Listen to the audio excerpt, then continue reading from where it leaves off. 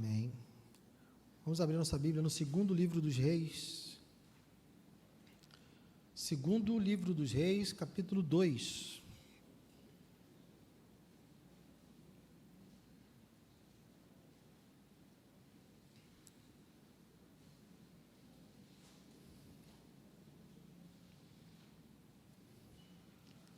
Segundo livro dos Reis, capítulo 2. Vamos ler dos versos 19 ao 25.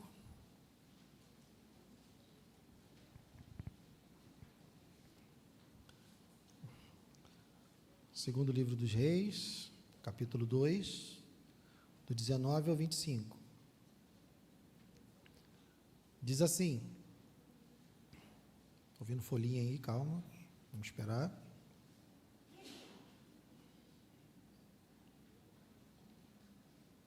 Acho que foi, né? Segundo livro dos Reis, 2, 19 ao 25.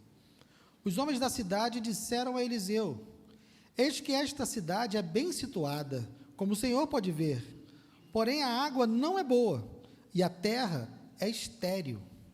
Ele disse: tragam-me um prato novo e ponham nele sal. E eles trouxeram. Então Eliseu foi até a fonte e jogou o sal na água, e disse: assim diz o Senhor, tornei saudável esta água. Ela não será mais causa de morte, nem de esterilidade. E aquela água ficou saudável até o dia de hoje, segundo a palavra que Eliseu tinha dito. Então Eliseu partiu dali para ir a Betel. Estando ele a caminho, uns rapazinhos saíram da cidade e zombavam dele, dizendo: suba, seu careca, suba, seu careca. Eliseu se virou para trás, viu os rapazinhos e os amaldiçoou em nome do Senhor. Então 2 ursas saíram do bosque e despedaçaram 42 deles. Dali Eliseu foi para o Monte Carmelo, de onde voltou para Samaria. Senhor, obrigado. Obrigado, Deus, por essa porção da Tua palavra e pelas demais que ainda iremos ler, ó Deus, e avaliar ao longo dessa noite. Te peço, Senhor, que a Tua graça esteja sobre nós. Que o Senhor me capacite, ó Deus, para além das minhas fraquezas, para além da minha mente, ó Deus, e possa falar com a Tua igreja nessa noite. Que seja a Tua voz, que seja a Tua palavra, não nada vindo de mim, que o Senhor me anule, para que a Tua igreja possa ser alimentada, edificada pela Tua palavra. É que eu te peço e te agradeço desde já, em nome de Jesus. Amém. Pode sentar, querido. Essa é uma passagem, irmãos, que escandaliza muita gente. Muitos opositores do Evangelho, muita gente que é contrário à adoração ao Senhor, encontra nessa passagem dos rapazinhos, né, uma passagem que apresenta um Deus caprichoso e cruel. Só porque chamaram o cara de careca, morreu todo mundo. Fosse assim, eu na minha adolescência, na minha juventude, eu já teria morrido também, porque eu não era flor que se cheire quando eu era criança. Então, o que isso quer dizer? O que essa passagem tem a nos apresentar? É uma das passagens difíceis das Escrituras, mas é uma passagem que nos mostra que a Bíblia é um livro para ser estudado e não apenas lido, porque se nós ficarmos apenas na superfície desse episódio, nós ficaremos realmente com essa impressão de que Deus matou rapazinhos porque chamaram o profeta de careca. Mas nós vamos ver que é algo muito mais profundo do que isso. Para que a gente possa entender essa passagem, nós precisamos entender primeiro algumas informações importantes que estão no contexto dessa passagem, que vão nos ajudar a compreender. Qual é a primeira questão que envolve esse episódio? Nós estamos num momento de transição de um grande profeta, que era Elias, para o novo profeta, que é Eliseu. Nós vemos que Eliseu foi chamado lá no capítulo 19 do primeiro livro dos Reis. Deixe marcado aí o texto que nós estamos, e vamos lá no capítulo 19 do primeiro livro dos Reis.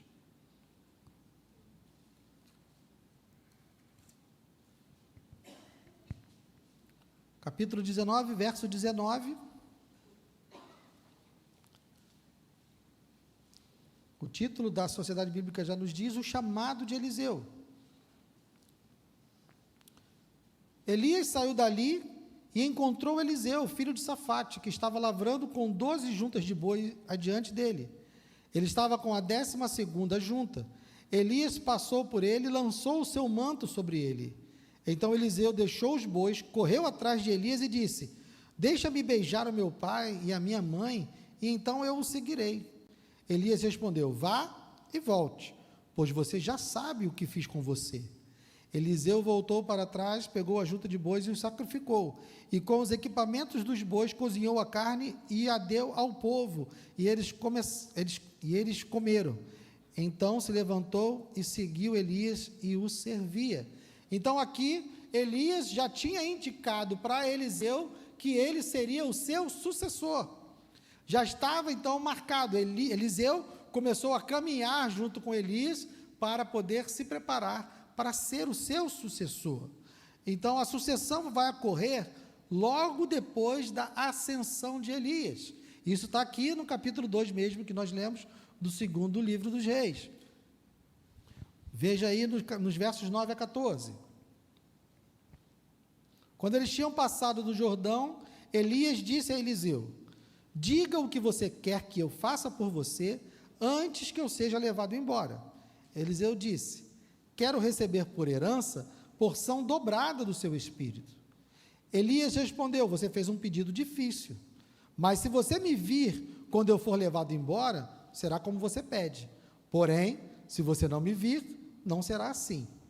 Enquanto iam caminhando e falando, eis que um carro de fogo com cavalos de fogo os separou um do outro, e Elias subiu ao céu num redemoinho. Ao ver isso, Eliseu gritou: meu pai, carros de Israel e seus cavaleiros. E nunca mais ele viu Elias. E pegando a sua própria roupa, rasgou-a em 2 partes. Então levantou o manto de Elias que havia caído e voltou para a margem do Jordão. Pegou o manto de Elias que havia caído, bateu com ele nas águas e disse: onde está o Senhor, Deus de Elias? Quando ele bateu nas águas, elas se dividiram para os 2 lados e Eliseu passou. Então aqui nós temos o momento em que Eliseu assume a função de profeta de Elias. E o que ele tinha pedido para Elias? Que tivesse sobre ele uma unção dobrada, uma herança dobrada. Ele viu Elias sendo assunto aos céus, então isso significa que o seu pedido foi atendido. Curiosamente ou não, dos milagres que são relatados, Elias tem 7 milagres relatados, Eliseu tem 14. Então, o seu pedido foi atendido. Então, esse momento que nós estamos, essas 2 passagens que nós lemos, esses 2 milagres, né, a cura das águas de Jericó e as ursas que atacaram os rapazinhos na chegada de Betel, são os 2 milagres que iniciam o ministério de Eliseu. Então Eliseu tinha acabado de receber de Elias o seu ministério, a sua função, e ele então está agora iniciando o exercício desse ministério. E os 2 milagres que ele faz logo de cara são esses 2 que nós lemos no texto inicial. Qual é o outro dado importante que a gente precisa saber? O milagre das águas, que acontece, é o primeiro milagre, né, que está aqui no verso 19, esse milagre acontece na cidade de Jericó. Volte um pouquinho aí, né? Veja aqui no verso 18. Então voltaram para junto de Eliseu, que tinha ficado em Jericó. E ele lhes disse: eu não disse que vocês não deveriam ir? Está falando porque eles queriam procurar lá o corpo de Elias. E os homens da cidade, que é o texto que nós lemos, disseram para Eliseu: essa cidade é bem situada, como o Senhor pode ver, porém a água não é boa e a terra é estéril. Jericó, irmãos, foi uma cidade reedificada sob maldição. Por que Jericó foi reedificada sob maldição? Volta lá um pouquinho, lá em Josué. Vamos no livro de Josué, capítulo 6. Josué capítulo 6, no verso 26.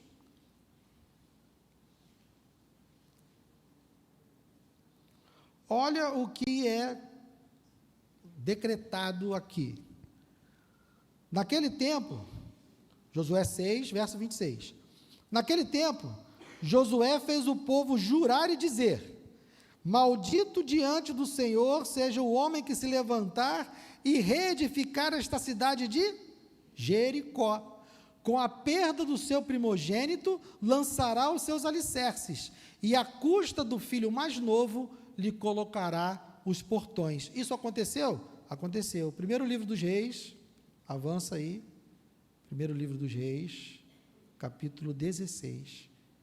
Eu sugiro, irmãos, que você sempre venha com um caderno e anote, porque você pode se perder nessas idas e vindas da palavra, né? Mas tudo isso é necessário para que você possa entender o texto que nós estamos abordando hoje. Então, primeiro livro dos Reis, capítulo 16, verso 34, nós temos um ousado que faz isso. Primeiro livro dos Reis, 16, verso 34. Em seus dias, Iel, o betelita, de qual cidade que ele é? Betel. Iel, o betelita, edificou Jericó. Quando ele lançou os alicerces da cidade, morreu Abirão, seu filho primogênito. E quando colocou os portões, morreu Segube, seu filho mais novo, segundo a palavra do Senhor anunciada por meio de Josué, filho de Num. Pode voltar aí para o livro dos Reis, texto inicial. Então, irmãos, a cidade de Jericó, ela era uma edificação, uma cidade edificada que ela por si só já era um monumento à desobediência de Deus. Por isso, provavelmente por isso, que a água era ruim. Por isso, provavelmente por isso, que a água causava morte e esterilidade naquela terra. Era uma cidade que foi reedificada sob maldição. A outra cidade, que é para onde Eliseu estava indo, né? Verso 23, então Eliseu partiu dali para ir a Betel. Lembra que Iel era betelita, saiu da cidade de Betel também. Qual é o problema da cidade de Betel? A cidade de Betel, ela era um centro de idolatria. Embora ela tenha uma história muito significativa na vida de Israel como pessoa, né? Jacó, Israel, e também para o povo israelita, ela se tornou uma cidade cujo centro é a idolatria. Qual é a importância dela? Volta lá um pouquinho, Gênesis capítulo 28,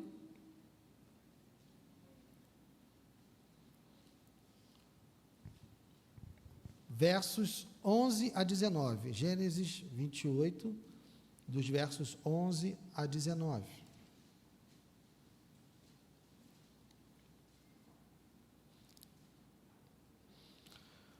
Quando chegou a certo lugar, ali passou a noite, isso é Jacó, porque o sol já havia se posto. Pegou uma das pedras do lugar, fez dela o seu travesseiro e se deitou ali mesmo para dormir, e sonhou. Eis que estava posta na terra uma escada, o topo atingia o céu, e os anjos de Deus subiam e desciam por ela. E eis que o Senhor estava perto dele, e lhe disse: eu sou o Senhor, Deus de Abraão, seu pai, e Deus de Isaque. A terra em que agora você está deitado, eu a darei a você e à sua descendência. A sua descendência será como o pó da terra, você se estenderá para o oeste e para o leste, para o norte e para o sul. Em você e na sua descendência serão benditas todas as famílias da terra. Eis que eu estou com você e o guardarei por onde quer que você for. Farei com que você volte para esta terra, porque não o abandonarei até que eu cumpra aquilo que lhe prometi. Quando Jacó despertou do sono, disse: na verdade, o Senhor está nesse lugar, e eu não o sabia. E temendo, disse: quão temível é este lugar! É a casa de Deus, a porta dos céus. Irmãos, Betel, só uma pausa. Betel significa casa de Deus. Então, 18. Na manhã seguinte, Jacó levantou-se de madrugada, pegou a pedra que havia usado como travesseiro e a pôs em pé como coluna, e sobre o topo dela derramou azeite. E ao lugar, cidade que antes se chamava Luz, deu o nome de Betel. Então percebam que Betel, ela é uma cidade que tem um significado de casa de Deus, tem uma ligação muito intrínseca com o chamamento do povo de Israel. Foi aonde Jacó fez aliança com Deus, e ele vai repetir essa aliança lá no capítulo 35, você pode ler depois, no capítulo 35 de Gênesis, quando ele volta para aquele lugar, ele edifica novamente um altar, e novamente chama esse lugar, essa cidade de Betel. Mas embora Betel tenha nascido com essa beleza, com essa ligação bela com o plano de Deus para Jacó e Israel, essa cidade ela foi manchada permanentemente por Jeroboão. Eu não vou ler, para nós economizarmos tempo, mas o que eu vou relatar está no primeiro livro dos Reis, capítulo 12, do verso 25 ao 33. O que acontece? O primeiro rei de Israel é Saul. Ele é reprovado por Deus e sucedido por Davi.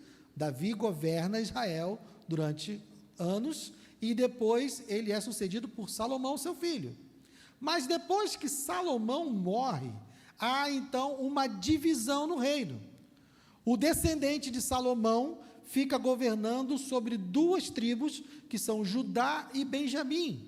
E aquele que não é descendente, que é Jeroboão, que era servo, que era conselheiro, mas não era da linhagem de Davi, ele fica governando então sobre 10 tribos, as outras 10 tribos.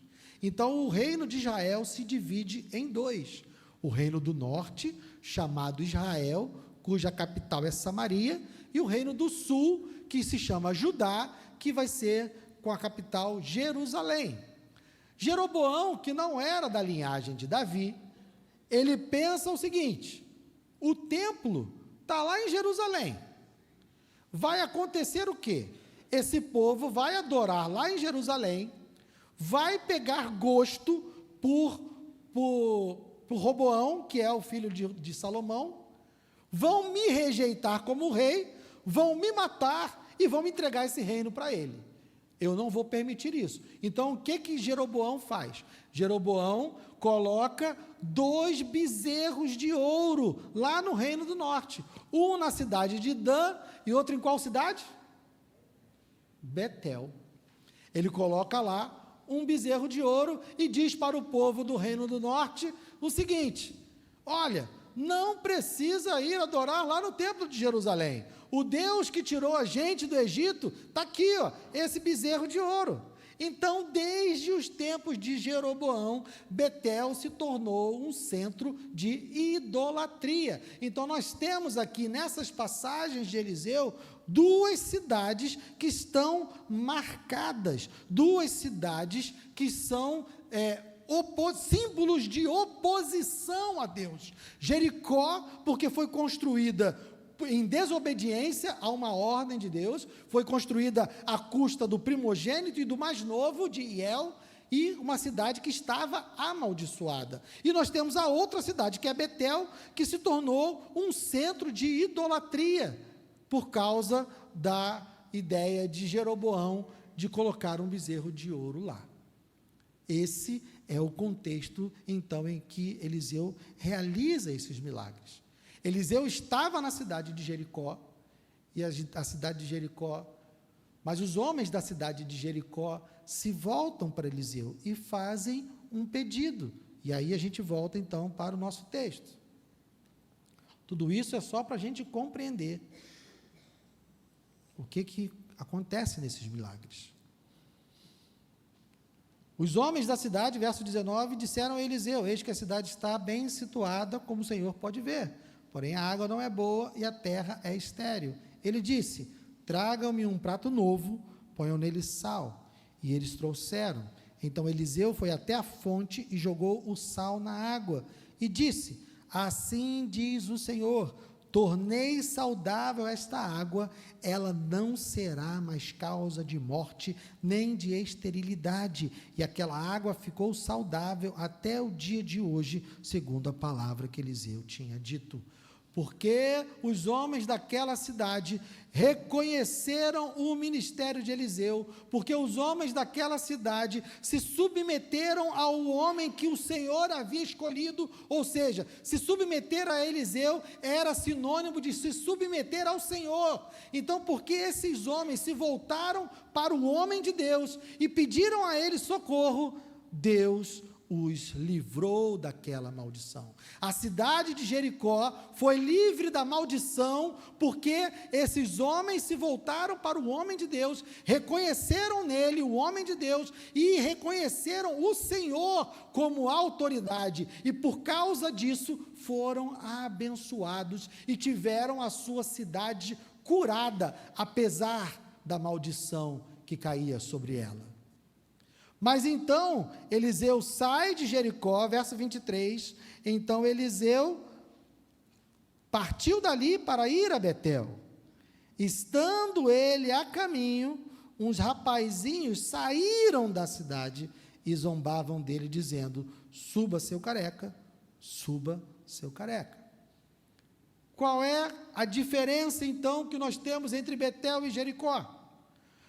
Em Betel, o mesmo profeta que tirou a maldição de Jericó, estava indo agora para uma outra cidade que era marcada, para uma outra cidade que tinha que era um símbolo de oposição a Deus. Só que antes mesmo dele chegar nessa cidade, os rapazes já saíram da cidade e já vieram ao encontro dele, do tipo: não queremos você aqui. Quando eles estão falando sobe careca, a palavra mais ofensiva aqui não é careca. O que tem de mais sério que eles estão falando aqui é o suba. Sabe por quê? Porque eles estão dizendo para Eliseu: olha, sobe para os céus, que nem Elias subiu. Some, igual Elias sumiu. Desapareça da nossa frente, da mesma forma que Elias desapareceu. Quando eles estão dizendo suba, eles estão dizendo sobe para o céu, desaparece, sai da nossa frente. É isso que esses rapazinhos saíram da cidade. Rapazinhos aqui não são crianças, são jovens. Esses jovens saíram e saíram em grande número. Porque o que o texto diz é que foram despedaçados 42 deles, ou seja, havia mais do que 42 jovens. Então, eles vieram com uma atitude completamente intimidadora. Eliseu estava sozinho. Imagina Eliseu andando sozinho na estrada, indo em direção à cidade, e no meio do caminho, num lugar provavelmente ermo, porque as ursas saíram do bosque, e vem uma turba de mais de 42 pessoas, e de forma ameaçadora e desprovida de reverência, eles rejeitaram o homem de Deus. Eles agressivamente estavam declarando que não queriam o homem de Deus na sua cidade. Eles não queriam se submeter a Deus. Eles não queriam nada. Estamos bem, estamos satisfeitos, estamos completos. Não precisamos de você aqui. Essa era a declaração. Mas percebam, de novo, Eliseu está no início do seu ministério e ele precisa demonstrar a sua autoridade. Da mesma forma que ele demonstrou a sua autoridade ao retirar a maldição de Jericó e curar as águas de Jericó, porque os homens de Jericó reconheceram seu ministério e se submeteram ao Senhor. Ele agora está demonstrando a seriedade do seu ministério diante de pessoas que rejeitaram a ele, e se rejeitaram a ele, rejeitaram o Senhor. Então, ele não pede que Deus faça nada, ele simplesmente diz, verso 24, Eliseu se virou para trás, viu os rapazinhos e os amaldiçoou em nome do Senhor. Foi o Senhor que fez. Então, 2 ursas saíram do bosque e despedaçaram 42 deles.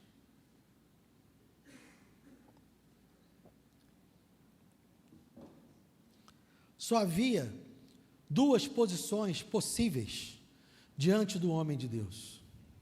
Ou você o aceita, ou você o reconhece, e nessa aceitação, nesse reconhecimento, a vida.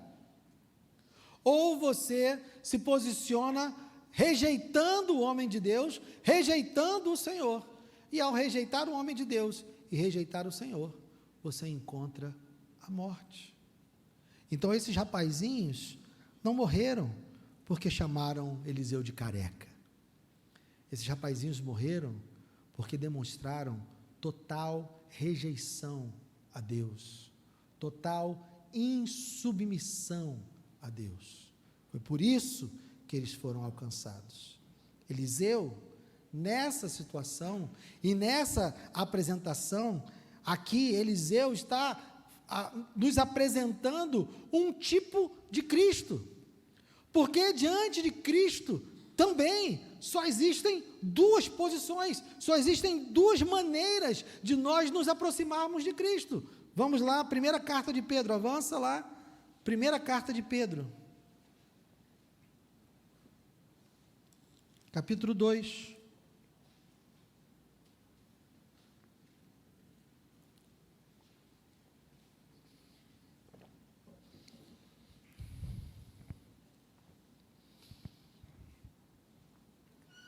Primeira carta de Pedro, capítulo 2, dos versos 4 a 8.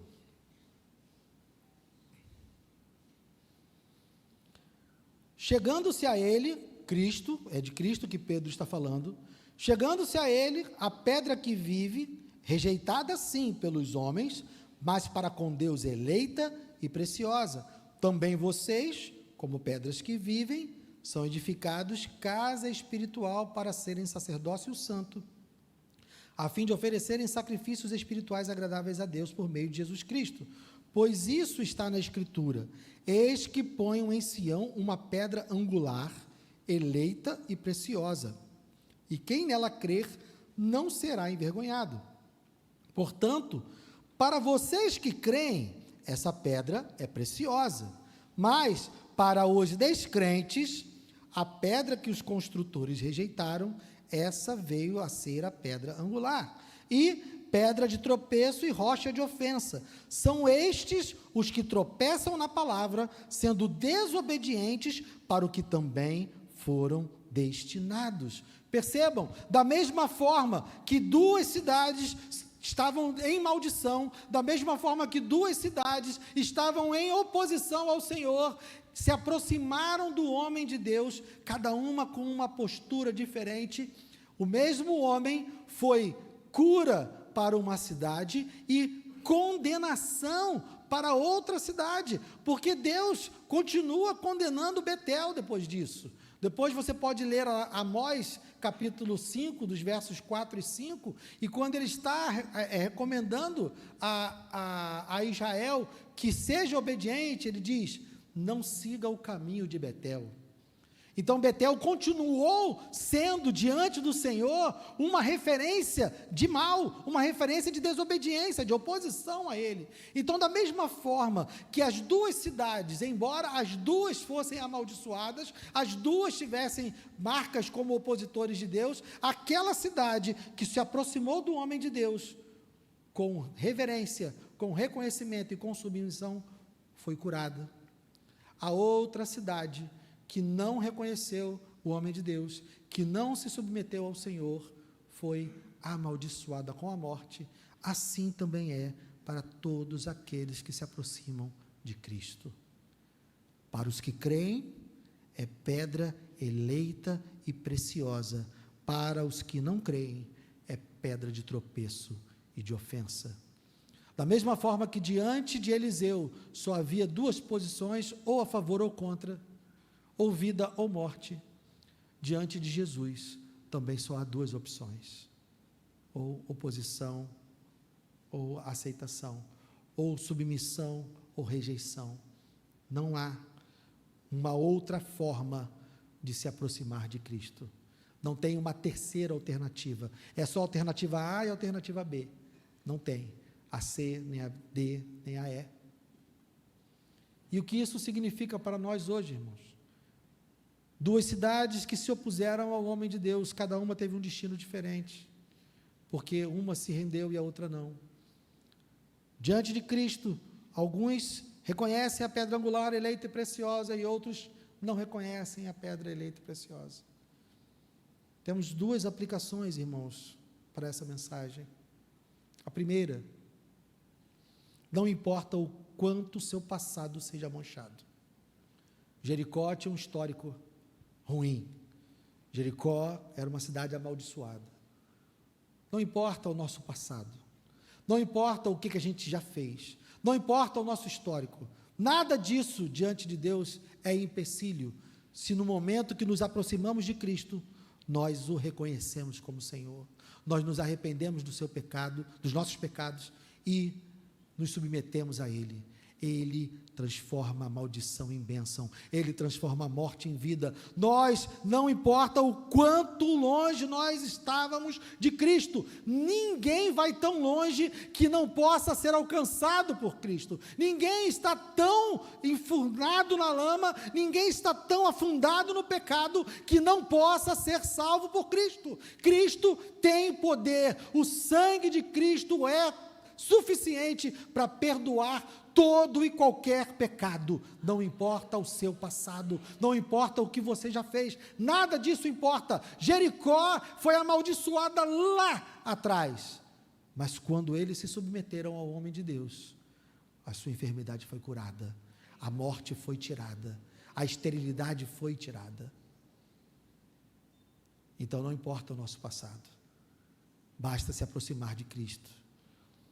E a segunda aplicação é que só há duas condições diante de Cristo. Não existe uma terceira, como eu disse. Então, cada dia que você diz, vou pensar, cada dia que você diz, talvez mais tarde, é um dia de rejeição.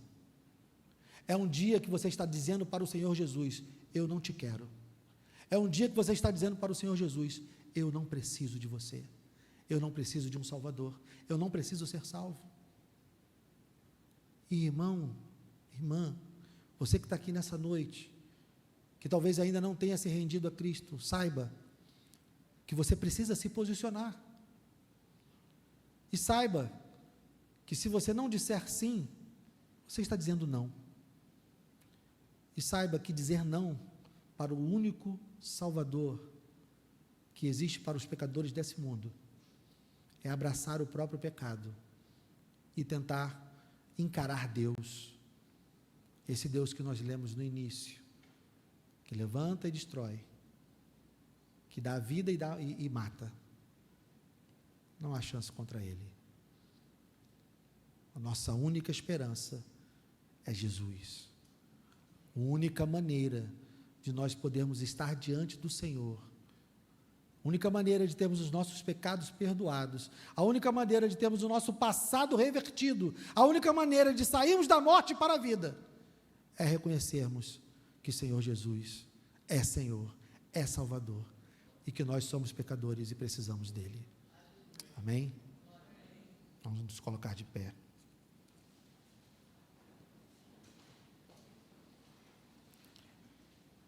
Os jovens não morreram porque chamaram o profeta de careca. Os jovens morreram porque rejeitaram ao Senhor. E todo aquele que rejeita o Senhor está abraçando a morte. Senhor, tem misericórdia de nós, ó Deus. Somos gratos porque hoje temos a oportunidade, Senhor, de declararmos que o Teu Filho é a pedra eleita e preciosa. Temos hoje a oportunidade de confessar os nossos pecados, reconhecer a nossa maldade, a nossa incapacidade. Somos como Jericó, somos como Betel, Senhor.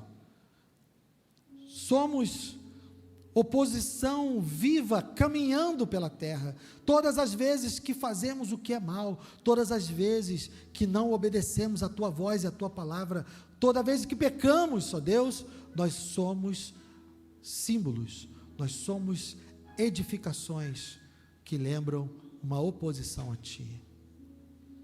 Mas nessa noite, Senhor, nós queremos fazer como os homens de Jericó. Nós queremos nos aproximar do teu filho e dizer: perdoa-me. Eu creio, eu confio na obra da cruz. Eu sou pecador e preciso ser salvo. Livra-nos, Senhor, de sermos como Betel. Livra-nos, Senhor, de sermos como aqueles rapazinhos que rejeitaram o único que poderia mudar a sorte deles. Rejeitaram o único que poderia apagar um passado de idolatria e iniciar uma nova existência naquela cidade. Não queremos rejeitar o Senhor Jesus nessa noite.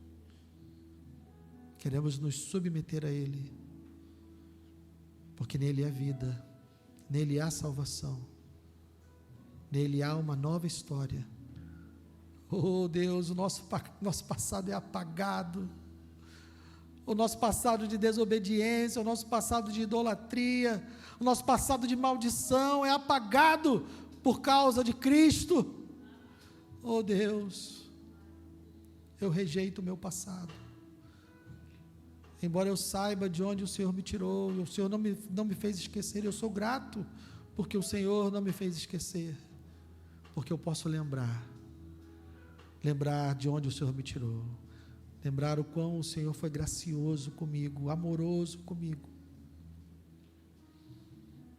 Então, ó Deus, eu te peço que o Senhor se revele nessa noite para todo aquele que aqui está, que ainda não se rendeu a ti, todo aquele que aqui está, que ainda não reconheceu o quanto depende de ti. Não permita, Senhor, não permita que alguém saia daqui nessa noite rejeitando o teu filho. Não permita, Senhor, que alguém saia daqui nessa noite dizendo: sobe, sai da minha frente, porque eu não te quero. Derrama da tua graça e da tua misericórdia, Senhor. Salva vidas nessa noite. Eu te louvo e te agradeço, em nome de Jesus, amém.